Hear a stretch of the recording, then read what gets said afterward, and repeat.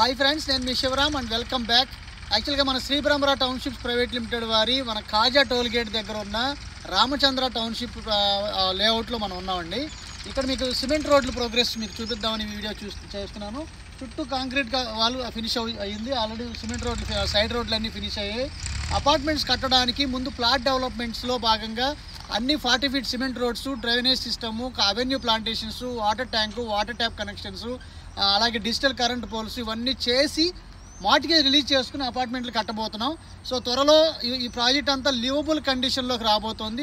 దీంట్లో కూడా apartments construction జరగబోతున్నాయి. దీంట్లో కేవలం 5 ప్లాట్లు ఉన్నాయి.